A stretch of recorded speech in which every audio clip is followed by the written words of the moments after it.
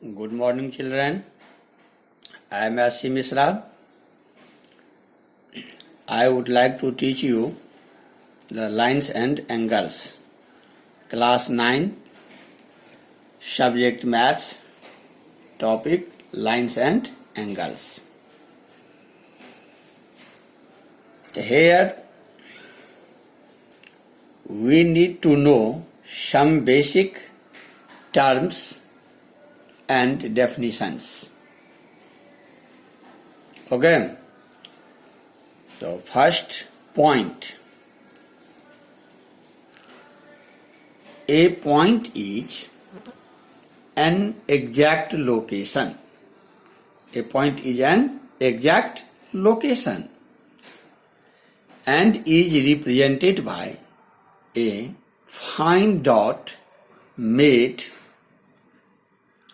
by a sharp pen on a sheet of paper. For example, in this figure you see it is point and its name is A. Point is always denoted by a capital alphabet. Clear? Second, line.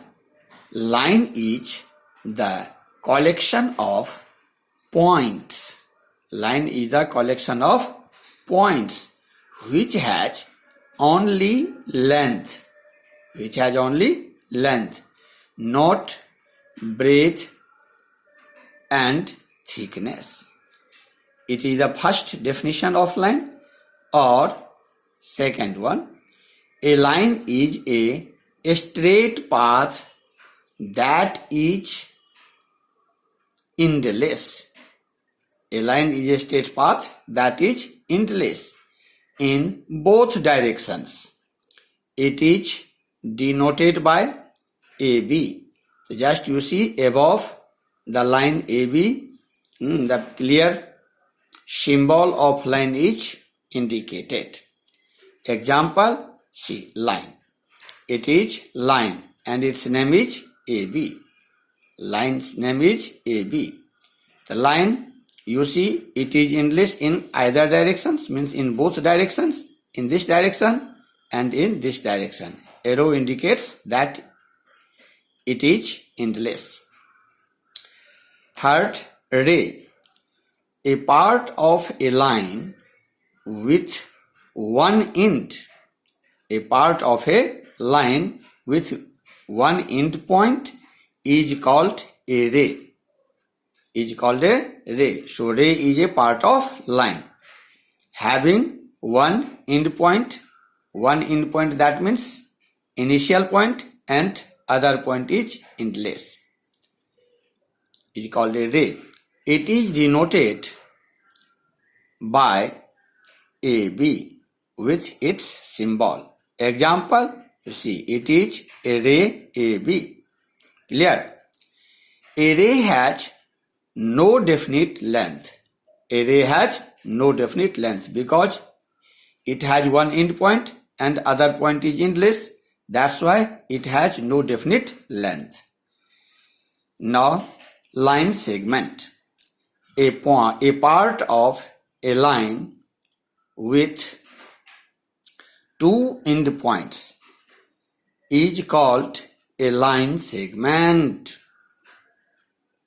It is denoted by AB with its symbol. Example, line segment AB. Just you see, in the line we have seen both the directions are endless, and in the line segment it has two end points in both the directions. So a line segment has definite length.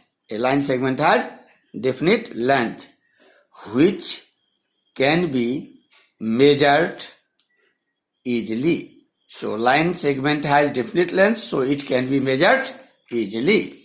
Clear? Now,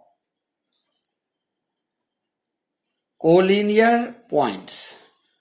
Here we would like to learn collinear points.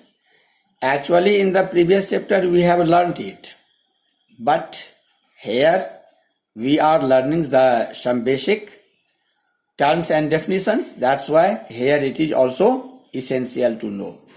collinear points. If 3 or more than 3 points lie on the same line, if 3 or more than 3 points lie on the same line, then they are called collinear points. They are called collinear points. Just you see, example, see, it is a line and 3 points, point P, point Q and point R are indicated. So these 3 points P, Q and R lie on the same straight line. That's why these points P, Q and R are called collinear points. Clear? Now non-collinear points. Non-collinear points. If 3 or more than 3 points do not lie on the same line, if 3 or more than 3 points do not lie on the same line, then they are called non-collinear points. They are called non-collinear points. Clear? If 3 or more than 3 points do not lie on the same line, then they are called non-collinear points. Example, you see, here 3 points are taken, point A, point B and point C. Watch the figure clearly. Point A, point B and point C. So out of 3 points, only 2 points A and C lie on the same straight line. B doesn't lie on the same line. That's why these 3 points, point A, point B and point C, are called non-collinear points. Here I have taken 3 points to justify the definitions of collinear and non-collinear points. More than 3 points can be taken also here.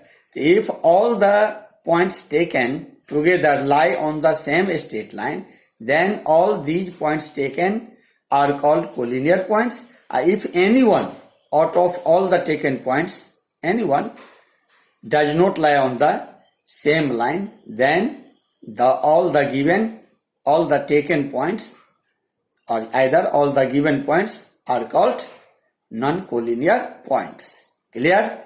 Rest important points, means basic terms and definitions, will be taken in the next video. Thank you.